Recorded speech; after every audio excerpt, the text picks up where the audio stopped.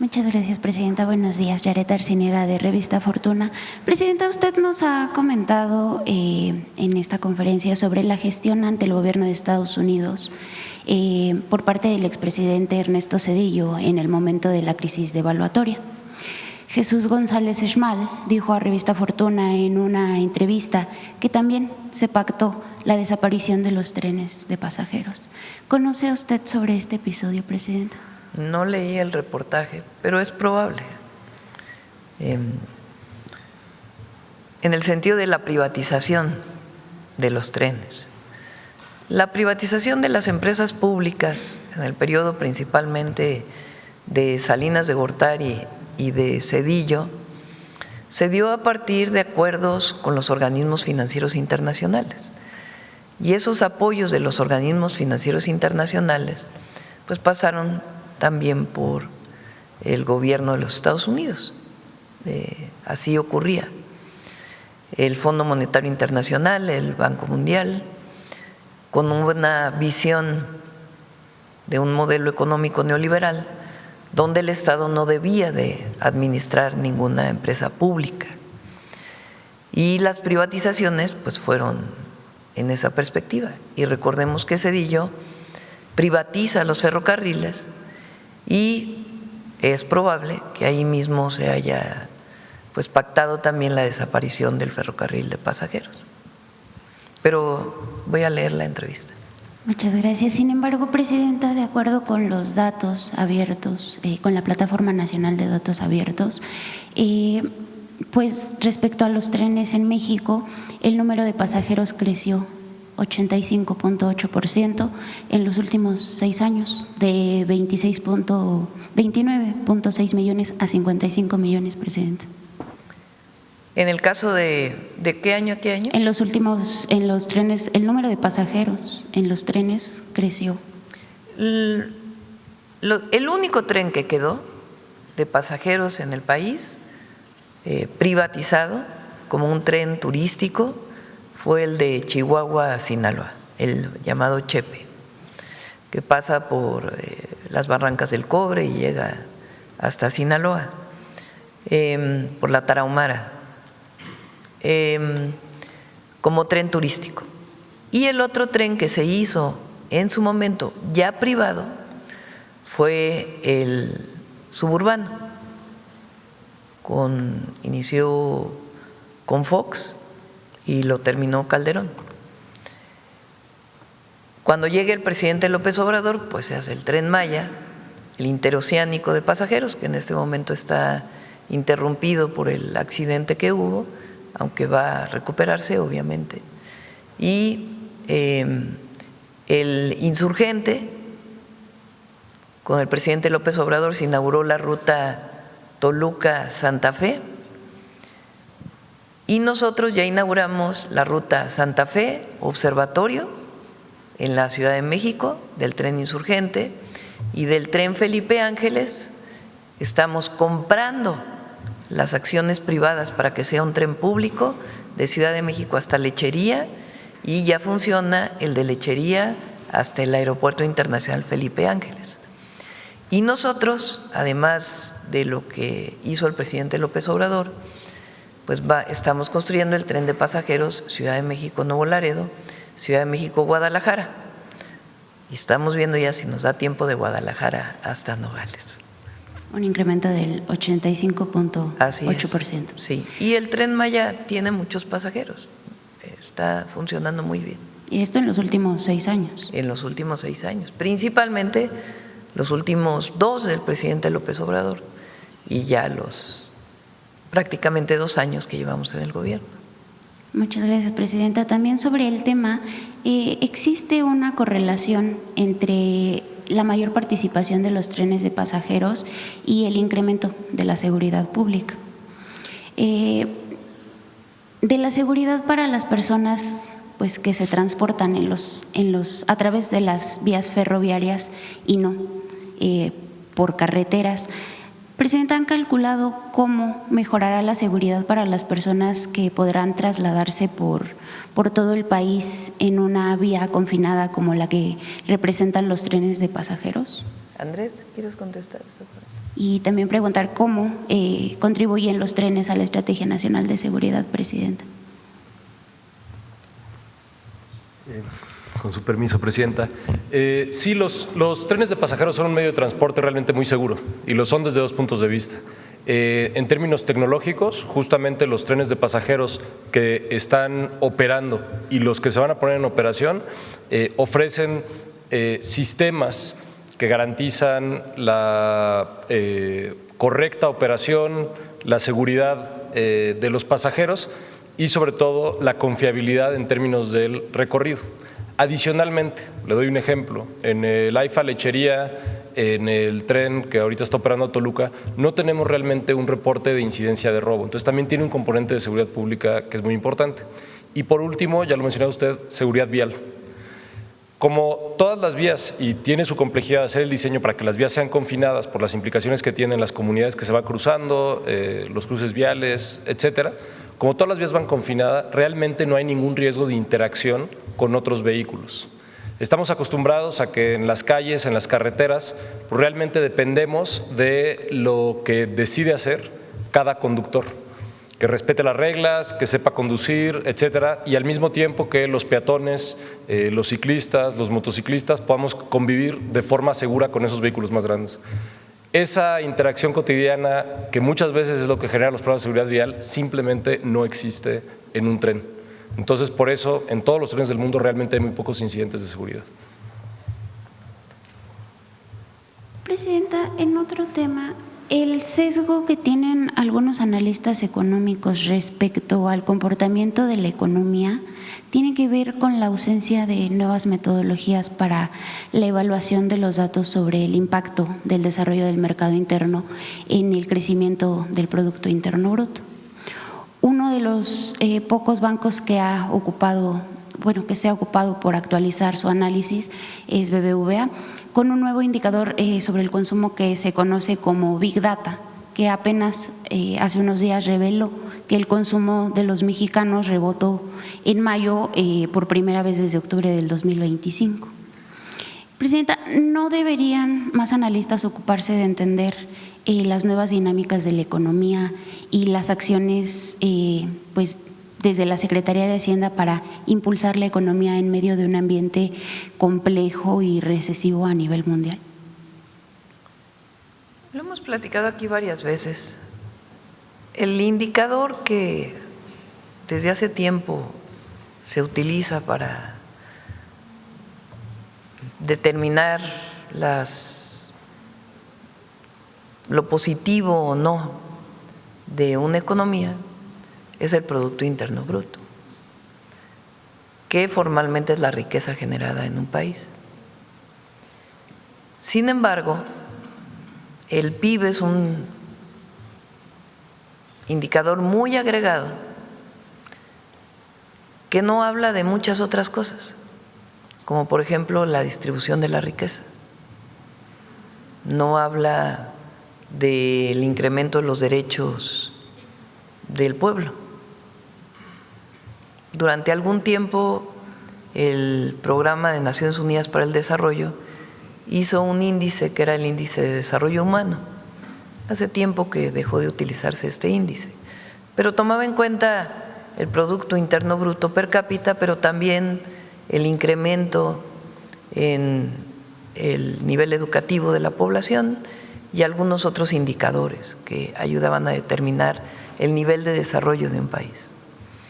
El mejor ejemplo de ello es lo que ha pasado en México. Durante el periodo del presidente López Obrador, 6 años, y aún con una caída del PIB en el año 2020, el año más difícil de la pandemia del COVID, la economía cayó más de 8 puntos. ¿Por qué? Pues porque cerraron las fábricas por la sana distancia, porque era la única manera, no solo las fábricas, sino las oficinas, comercios, servicios, porque era la única manera de contener el contagio. Lo hicieron también en otros países. Aún con esta disminución y con un crecimiento que el mayor fue en el 2023, con el crecimiento de 3.3% del PIB, en promedio creció, tomando en cuenta esta caída, pues alrededor de 1.5% anual. y salieron 13.5 millones de mexicanos de la pobreza y aumentó el salario mínimo. ¿Dónde se mide eso? ¿Cómo se mide? Dirías, a lo mejor un país que tiene 4% de crecimiento del PIB está mejor que México, pero nadie salió de la pobreza, porque toda la riqueza que se generó se concentró en unos cuantos. Por eso hay muchísimos ejercicios de cómo analizar el desarrollo de un país y pensando en el desarrollo sustentable o sostenible, que tiene que ver con el medio ambiente, con la justicia social y con el desarrollo económico, con el crecimiento económico. Indicadores como este que tú planteas tienen que ver, en efecto, con el consumo. Y más ahora, mucho del consumo se realiza por vía electrónica, ya no es el consumo directo de las tiendas. Entonces, hay muchas maneras de conocer las características de la economía de un país. Y nosotros preferimos que no solo sea el PIB, sino que sean muchos otros indicadores que nos hablen de cómo está desarrollándose México. Y esa es una visión también del humanismo mexicano, distinto al periodo neoliberal. Podían crecer al 2% algunos sexenios, pero aumentó la pobreza, aumentó la desigualdad. Entonces, ¿quiénes fueron los beneficiados del crecimiento del 2%? Eso no quiere decir que no sea importante el crecimiento económico, pero no es lo único. Y hay que tomar en cuenta muchos otros indicadores. ¿Han platicado con bancos o casas de bolsa para darles a conocer estos nuevos umbrales económicos, Presidenta?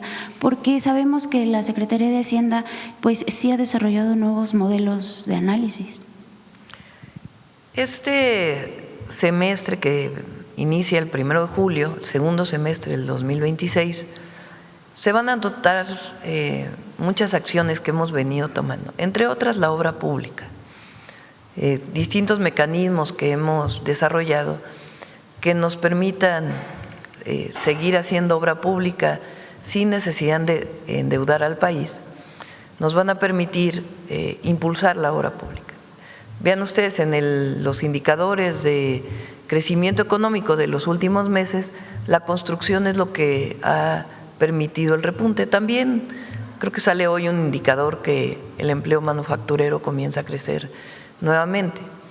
Pero la construcción es la actividad económica, la industria de la construcción que potencia el desarrollo económico y genera empleo. Entonces, estas obras públicas, el desarrollo de las nuevas obras públicas que cumplen con el proyecto de nación que presentamos, el plan de desarrollo para hasta el 2030, y al mismo tiempo la vivienda para el bienestar, están impulsando y van a impulsar todavía más el segundo semestre de este año. Y eso lo está haciendo Secretaría de Hacienda en una presentación muy breve para poderla presentar a cualquier persona que quiera conocer cómo se está desarrollando la economía mexicana. Muchas gracias, Presidenta. Por último, en las últimas semanas ha trascendido quejas formales en el Tribunal Superior de la Justicia de la capital que acusan una presunta injerencia sistemática en sentencias y asuntos administrativos por parte de mandos medios como Karen Nayeli Miranda Reyes, Presidenta, y oficinas de apoyo que asisten directamente a la presidencia de este tribunal. Uno de los más importantes del país, por cierto. Más allá del caso concreto, Presidenta, preguntarle si debería de preocuparnos que este tipo de dinámicas por parte de algunos funcionarios que van desde nepotismo y tráfico de influencias empañen la certeza jurídica, sobre todo cuando pues se ha hecho un gran esfuerzo por cambiar el Poder Judicial. Había que revisar el Tribunal Superior de Justicia Administrativa de la ciudad, esto que mencionas. Y cero privilegios. La ley se aplica por igual a todas y a todos.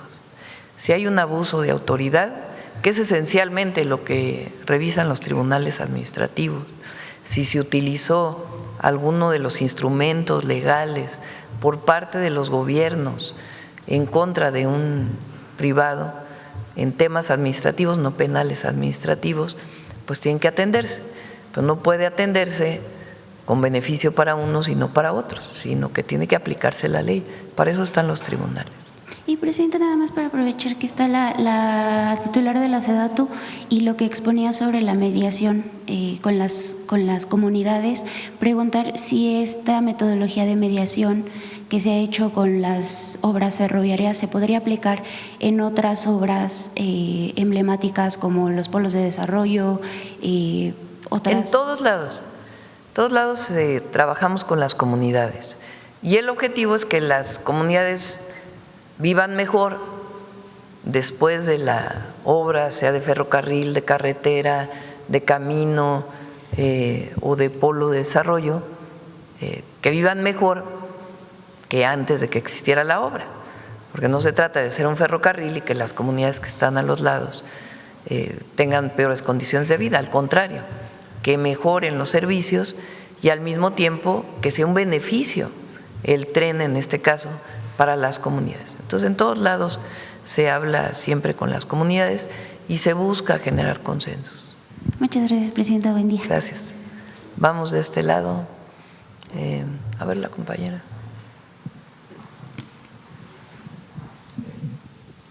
Buenos días, Presidenta. Adriana Santos del Soberano. Primero, sobre el tema, preguntar con estos avances que se tienen ya en las obras ferroviarias, si nos pudieran detallar cuál es el presupuesto que se ha ejercido a la fecha, cuánto tienen de estimado de beneficio de la población que vive en estos municipios donde se van a realizar las obras justamente para mejorar la movilidad. Los trenes, todos los proyectos de trenes van a tener una inversión de cerca de 750,000 millones de pesos. Estamos hablando del Tren Maya de carga, estamos hablando de mejoras en el tren interoceánico y terminar el interoceánico hasta la refinería Dos Bocas y hasta Ciudad Hidalgo, y los trenes que el día de hoy presentamos y algunos otros proyectos que ojalá los podamos presentar muy pronto, pero tienen un presupuesto de 750,000 millones de pesos. Y está revisado, en fin, se hacen todos los mecanismos de transparencia que sean necesarios. También, Presidenta, preguntar acerca de más detalles sobre la nueva ruta del tren ligero que llegará al Estado de México. ¿Cómo va a funcionar pues esta conectividad justo con la Ciudad de México para llegar al Estado de México?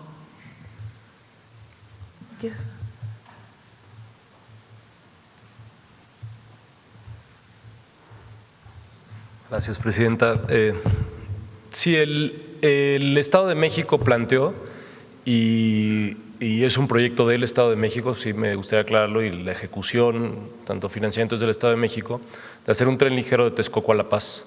Para eso están considerando y están haciendo esos trabajos usar el derecho de vía existente de una de las vías de carga que da un servicio local de industria muy pequeñito y que de hecho está interrumpido parte del trayecto de la vía. Entonces, es ahí donde ellos están planteando ese proyecto y estoy seguro que informarán pronto realmente en qué paso van para poder hacer su ejecución. Muchas gracias.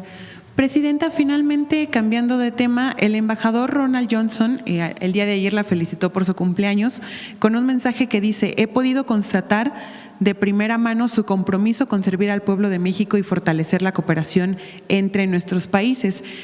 ¿Cuál es su mensaje o bueno, su opinión acerca de este tema o este mensaje que manda el embajador que contrasta totalmente con la narrativa que señala que hay una mala relación entre México y Estados Unidos, sobre todo con temas que tienen que ver, por ejemplo, con seguridad? En todos los temas hay muy buena relación. Como lo he dicho en muchas ocasiones, hay temas en los que no estamos de acuerdo.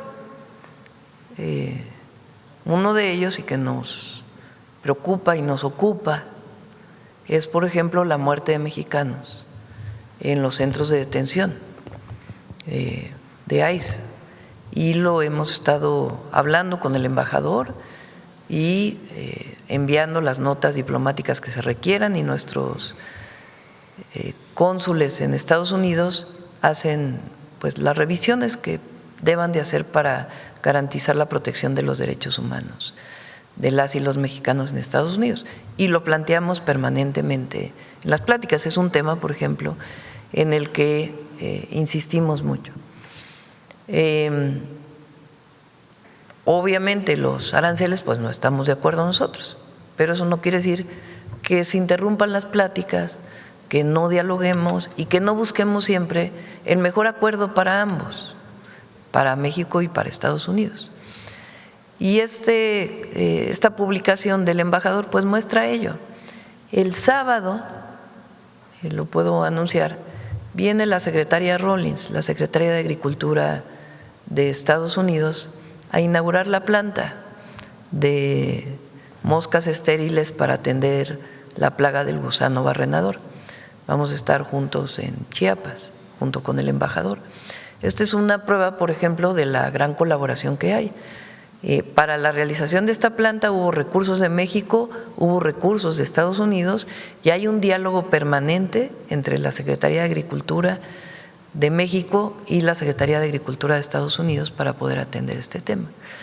Hay diálogo permanente sobre temas comerciales con la Secretaría de Economía y otros equipos y también sobre temas de seguridad en los que hay una colaboración permanente y nuestra visión permanente de respeto a nuestra soberanía. Entonces, México el gobierno de México hace todo lo que está en sus manos para buscar una buena relación siempre con el gobierno de los Estados Unidos. Y esa buena relación tiene que ver también con la defensa de nuestros principios. Nosotros no queremos conflicto ninguno con ningún país del mundo, y menos con nuestros socios comerciales, con nuestro país vecino. Pero también tenemos que defender siempre los principios que marca nuestra Constitución y que nos mandata el pueblo de México. Muchas gracias, Presidenta. Buen día a todos. Gracias. Vamos de este lado. A ver. Muchas gracias, Presidenta. Mariana Madrid del Mexicano, Diario Regional de Baja California. Retomando un poquito el tema de Venezuela, ¿sabe cuántos elementos son los que van a estar viajando al rato?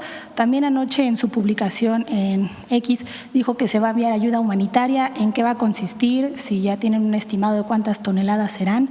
Saber si usted… ¿A Venezuela? Sí, para Venezuela. En este momento nada más es apoyo así nos lo pidieron. Habló ayer Roberto con la presidenta de Venezuela por mensaje, más que por teléfono, tuvieron una comunicación por mensaje y con otras autoridades del gobierno de Venezuela, y lo que nos pidieron en este momento es rescatistas y apoyo de personal de salud. Entonces, una primera brigada de la Secretaría de la Defensa Nacional sale el día de hoy. Una vez que lleguen allá y hagan una valoración con las autoridades de Venezuela, ya veremos qué ayuda adicional requieran y por supuesto lo vamos a estar informando. ¿Se estarán enviando binomios caninos? También, sí. ¿En algún momento se tiene contemplado que desde México se abra un canal público para que la gente pueda hacer donaciones? Vamos a esperar. Hasta ahora nos dijeron que lo que necesitan es eso. No nos pidieron apoyo en alimentación o algunos otros insumos. Entonces, por lo pronto, lo más importante que nos piden es esto y, repito, va una brigada el día de hoy. ¿Se tiene conocimiento de si hay mexicanos afectados? Por el momento no tenemos ningún… en comunicación con la Embajada de México en Venezuela, no se ha reportado ningún mexicano herido o lamentablemente fallecido, pero estamos en revisión permanente. ¿Usted contempla en algún momento ponerse en contacto directo con la presidenta del CIR? Sí, por supuesto que sí. Pasando a otro tema que en el ámbito internacional, ayer ya se nombró oficialmente a Abelardo del Espriella como el ganador en Colombia, su contrincante también pues ya reconoció esto, saber si usted lo va a felicitar, se va a poner en contacto con él y cómo será a partir de ahora la relación de México con Colombia, pasando de un gobierno de izquierda a un gobierno de derecha.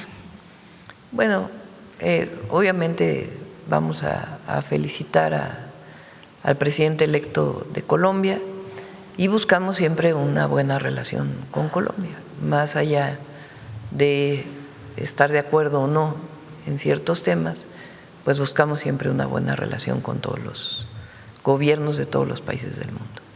Presidenta, ¿tiene una reflexión sobre el avance que están teniendo pues, los gobiernos de derecha en América Latina?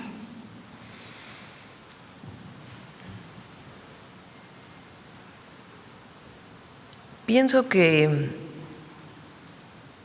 son dos temas, ¿no? Uno es, y por eso mi llamado permanente a que tenemos que discutir esto en México, es el tema de la influencia de grupos internacionales de derecha que se organizan para utilizar las redes sociales con noticias falsas.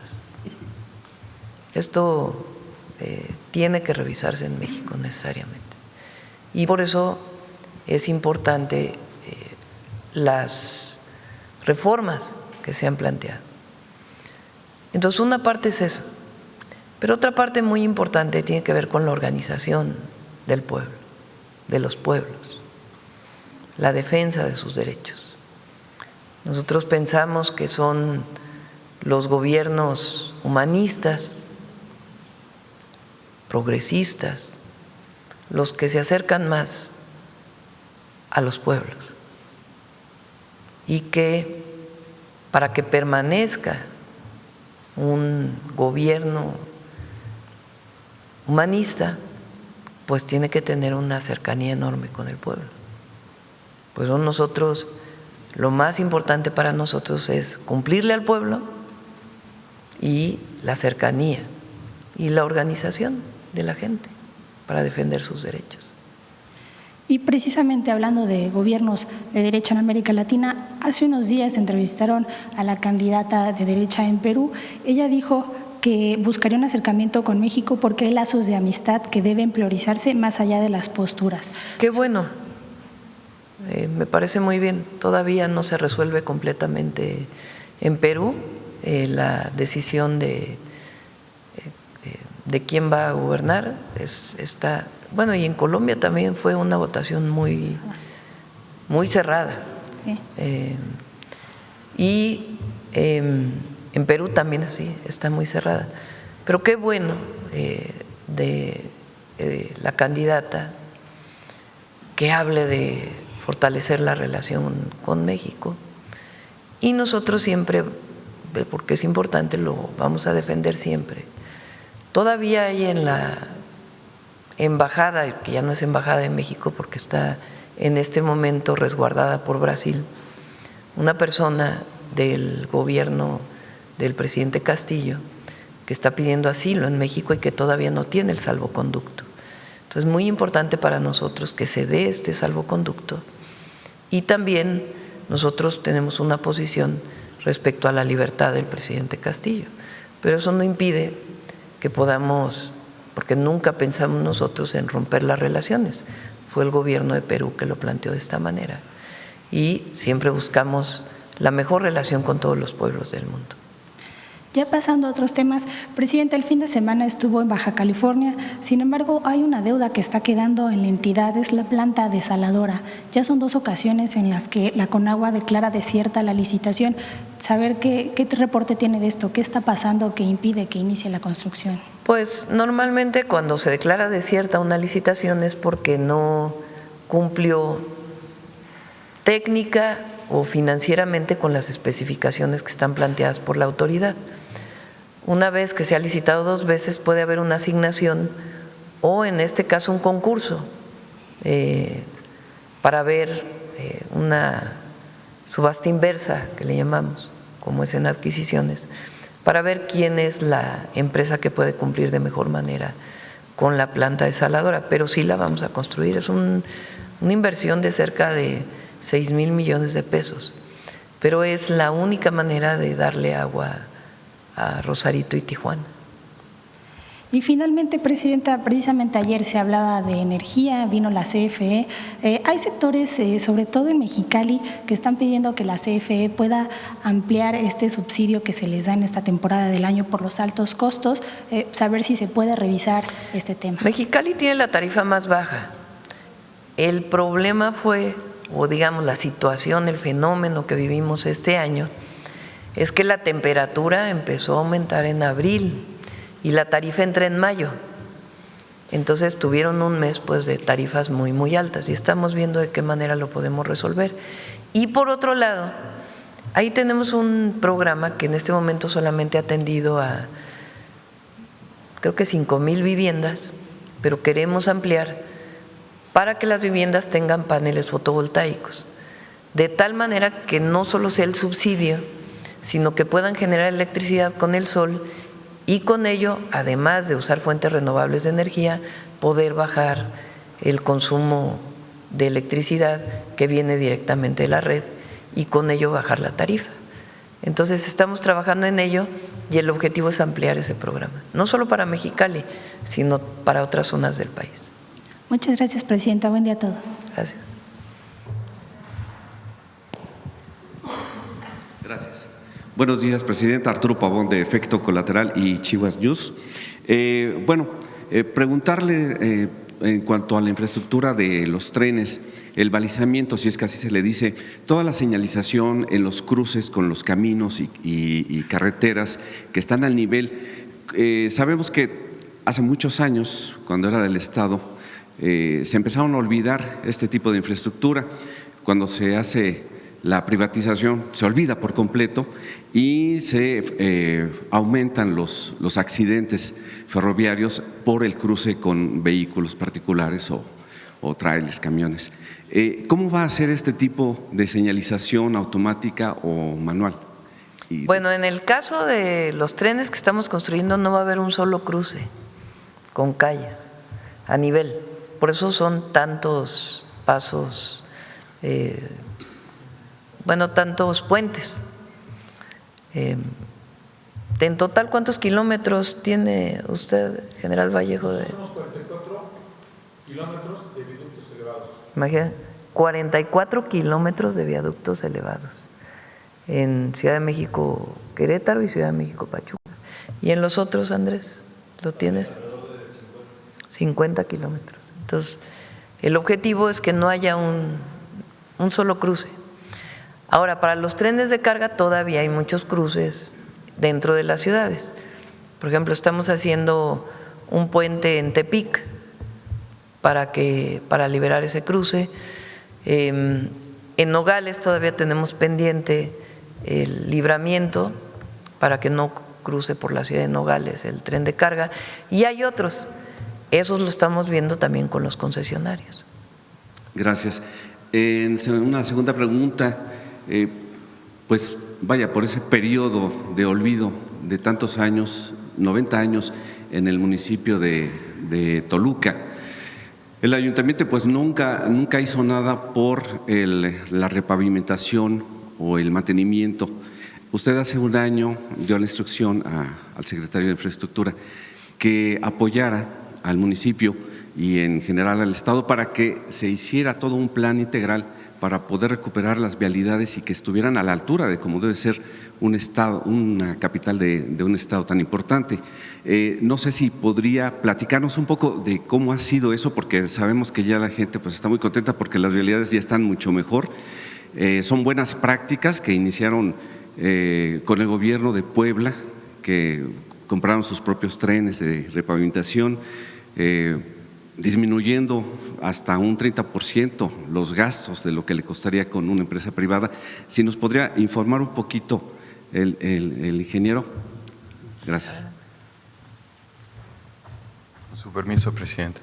Sí, en aquella ocasión me reuní con el presidente municipal, se le plantearon, se le explicaron los procesos que seguimos en los trabajos de gestión de pavimentos, en qué consiste la gestión, tanto en el diagnóstico.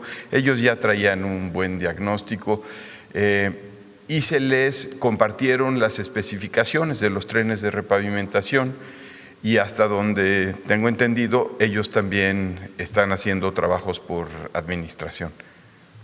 Incluso los materiales son específicos para cada tipo de rodamiento, me parece.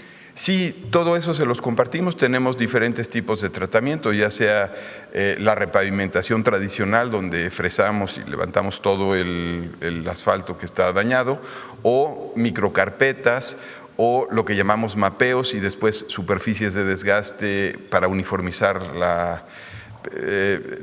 toda la vialidad y con eso optimizar y alargar la vida útil de los pavimentos. Por cierto, ya estamos por fallar los 60 equipos de bacheo que también vamos a estar llevando por todo el país y los 10 trenes de repavimentación adicionales. Ayer había algún comentario de alguna discusión que se dio en el Congreso sobre el bacheo. Ya vamos muy avanzados en repavimentación de lo que llamamos conservación periódica, es decir, la repavimentación. Llevamos más del 20%, hay cerca de 7,000 trabajadores ya en estos frentes, hay más de 350 frentes de trabajo en la repavimentación. Ya le dimos la vuelta una vez a toda la red vial, la red federal libre de peaje, 43,000 kilómetros, ya se atendieron y vamos por la segunda vuelta a nivel de bacheo, pero en repavimentación, pues 350 frentes están ahorita trabajando. Son más de 10,000 personas que están trabajando y más de 1,000 máquinas por todo el país. Y como tercera pregunta… Lo que recuperamos, gracias al trabajo de Jesús, que también lo tiene la defensa, son lo que se llaman trabajos por administración. También en todo el periodo neoliberal, lo que ocurrió fue el contratismo al extremo, en todas las áreas de los gobiernos, estatales, municipales y federal. Es decir, que ya nada lo hacían los propios trabajadores de las instituciones, sino que todo se licita, todo se contrata y lo hacen empresas. Obviamente hay algunas cosas que tienen que hacer las empresas constructoras, pero por ejemplo la pavimentación, el bacheo, pues no necesitas estar contratando permanentemente a una empresa para que haga el bacheo. Entonces se recuperaron los trabajos por administración. En la administración pasada, con el presidente López Obrador, se le dieron equipos a la defensa, que hizo la repavimentación y la mejora de las carreteras que fueron dañadas por la construcción del Tren Maya, por el paso de los tractocamiones. Y nosotros el año pasado compramos 20 equipos, fueron 20, ¿no? 20 trenes, les llamamos, de repavimentación, que son como 4 equipos diferentes que se utilizan para repavimentar. Entonces es con los propios trabajadores de SICT, solamente se compra el asfalto y en algunos casos se recicla el que se va recuperando del fresado, se llama, de levantar el pavimento, y eso hace pues que los trabajos sean alrededor del 30%, a veces hasta el 40% más económicos. Esto que hicimos, incluso le dimos trenes de repavimentación a 10 municipios del Estado de México, al oriente del Estado de México. Lo escucharon muchos de los estados y dijeron, nosotros también vamos a hacerlo así. Entonces en Puebla, por ejemplo, el gobernador Armenta compró trenes de repavimentación y está apoyando a los municipios para repavimentar, además de repavimentar carreteras estatales. Lo mismo ocurrió en Toluca, que han ido avanzando poco a poco, y en muchos otros lugares donde decidieron recuperar lo que se llama trabajos por administración, que es comprar equipos y hacerlo con los propios trabajadores. Y ese equipo ha sido muy importante en los problemas de lluvias en octubre pasado, donde inmediatamente se utilizó la maquinaria allá en Puebla, sí, para bueno, liberar. Igual ya se hizo en esta ocasión en un pueblo que también fue dañado.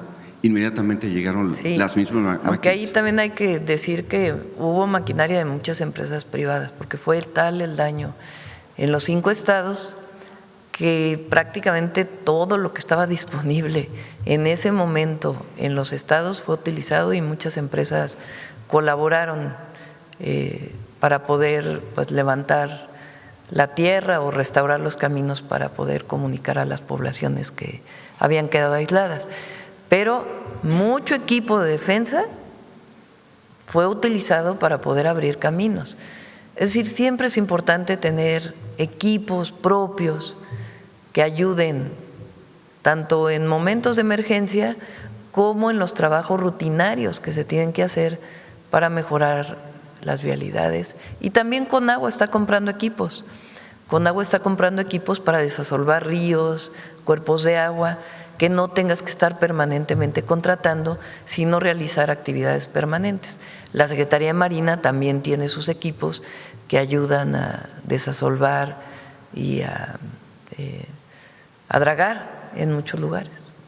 Entonces el llamado ya es general para todos los estados. Pues que es importante que se tengan los propios equipos para poder atender pues con un presupuesto más económico y además pues el mantenimiento rutinario de los servicios públicos que son indispensables. Muchas gracias. Bueno, tomamos dos más si les parece. A ver, el compañero. Gracias, presidente. Enrique Muñiz, de Capital 21. Sobre el tema, preguntarle principalmente, pues ya prácticamente 2 meses de la inauguración del tren AIFA, Buenavista-AIFA, si tienen algún reporte de cómo ya ha venido operando, cómo ha funcionado, cuántos usuarios han llegado hasta el momento, cómo ha visto esta operación de esta nueva ruta. Sí, súper bien. Adelante,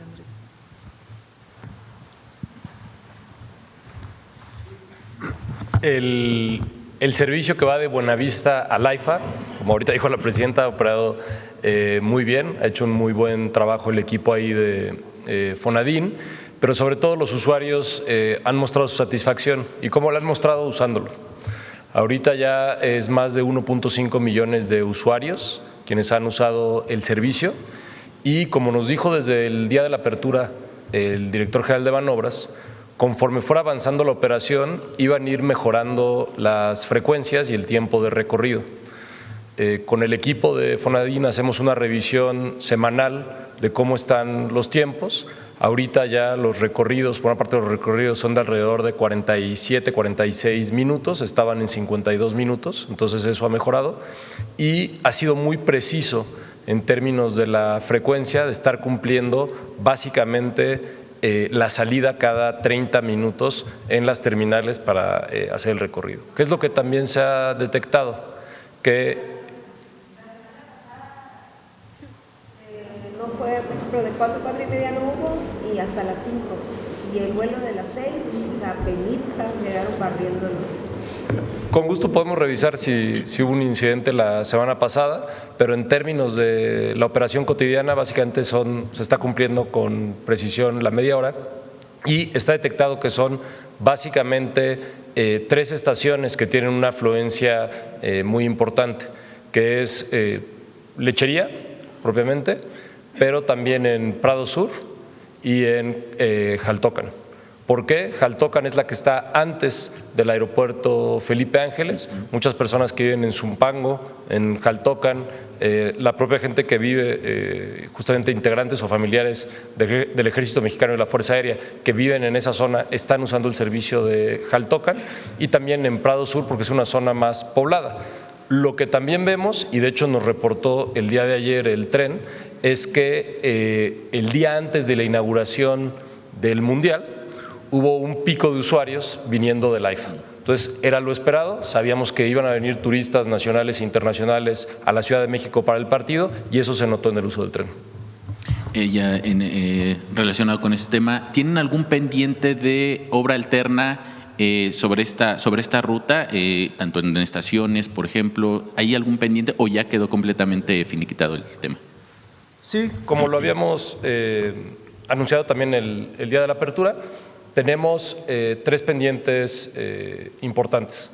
Los primeros tienen que ver con las pasarelas de un lado en 3 estaciones. Esas ya están todas en proceso.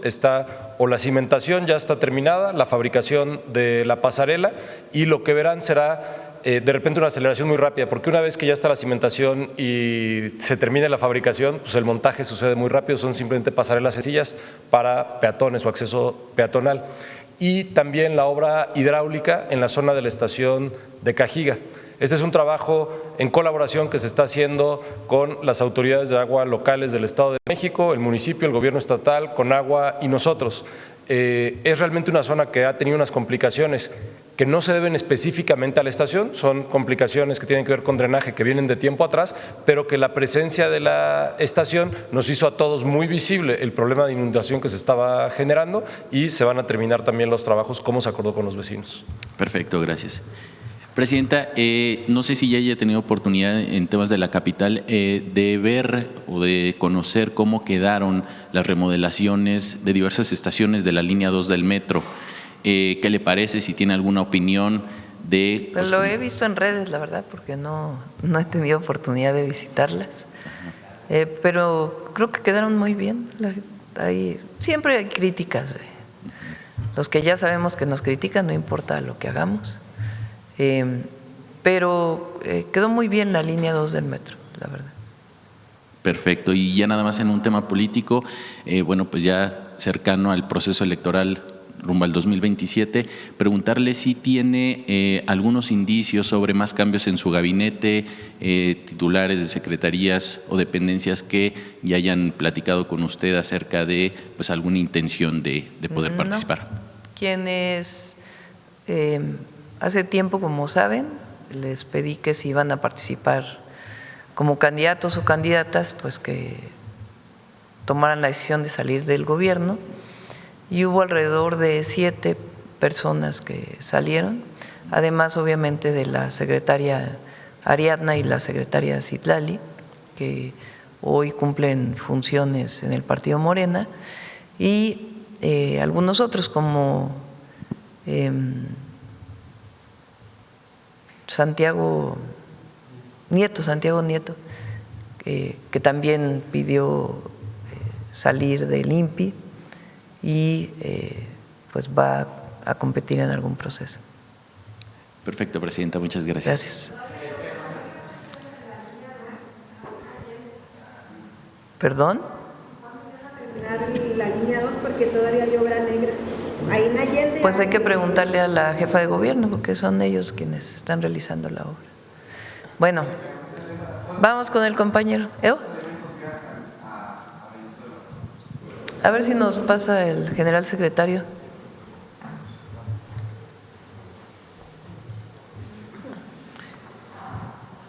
$250 militares, 5 canes, 4 aeronaves, un dron, herramienta para búsqueda y rescate, así como equipo y material de curación. Sí. Aquí le di la palabra. Con su venia, Presidenta, Javier Pérez de HCTV Noticias. Me voy a tomar asiento. Presidenta, hace unos días usted hablaba de la IA, incluso sacó una carta o un comunicado que sacó el Papa.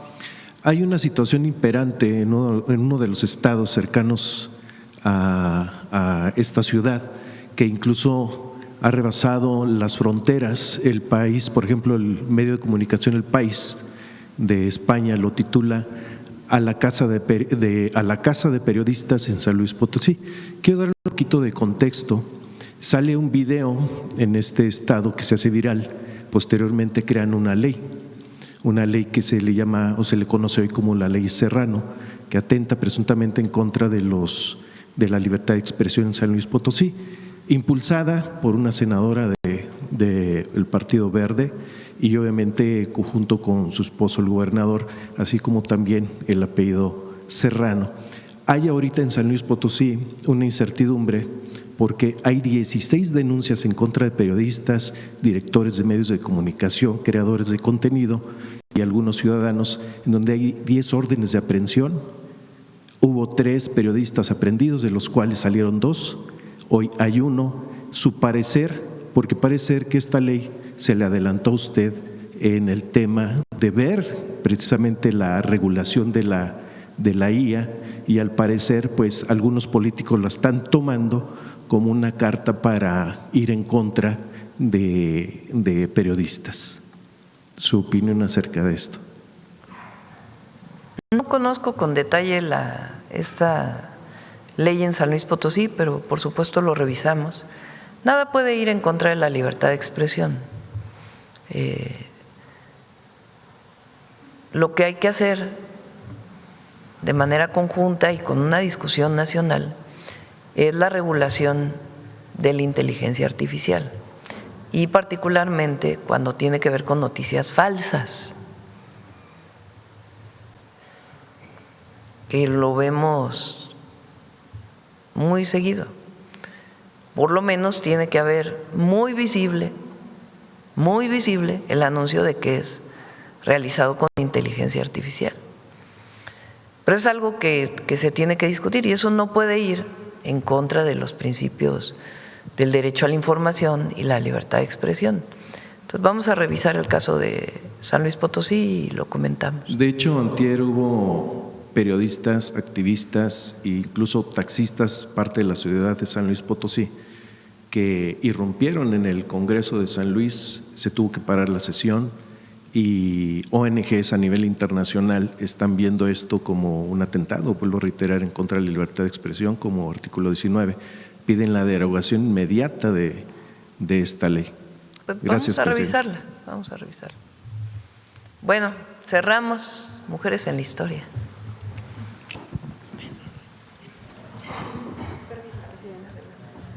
Muy buenos días a todas y a todos.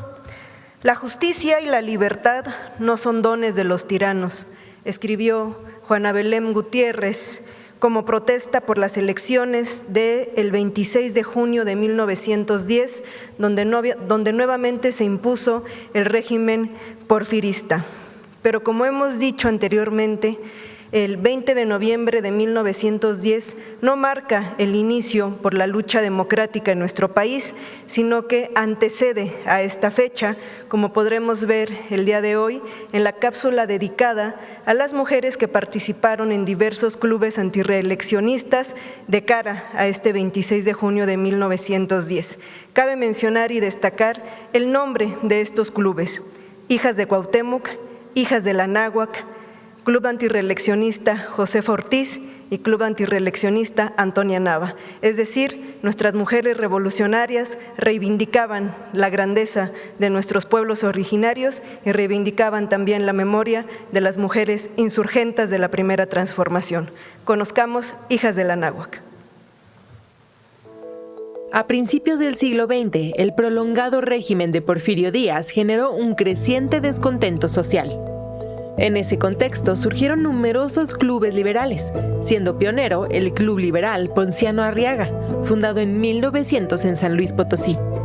Periodistas, escritoras y profesoras encontraron en estos clubes una vía para participar en la agitada vida política nacional.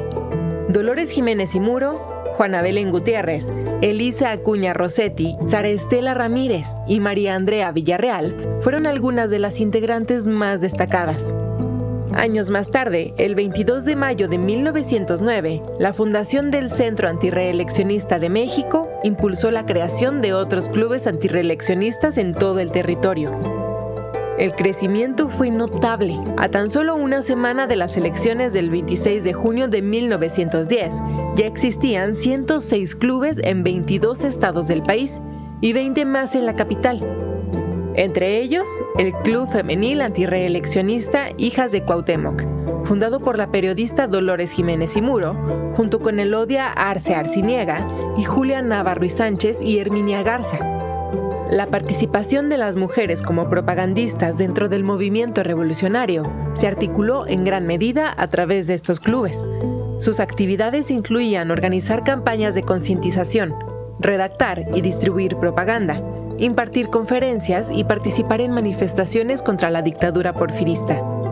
En junio de 1910, las Hijas de Cuauhtémoc publicaron su protesta, un documento en el que anunciaban su apoyo a la lucha democrática encabezada por Madero, pero también su rechazo contra las detenciones por el supuesto delito de ser enemigos de la dictadura y del continuismo, pues el pueblo mexicano tiene el derecho de elegir la forma de gobierno y al gobernante que más le plazca.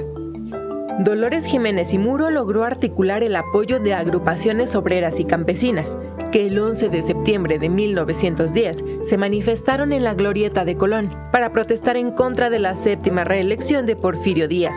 Aquella movilización es considerada una de las primeras manifestaciones femeninas en favor de la democracia en México. El Club Femenil Antirreeleccionista Hijas de Cuauhtémoc fue un semillero político que dejó un legado significativo en la historia de las luchas de las mujeres en México. Es cuanto, Presidenta. Gracias. Muchas gracias.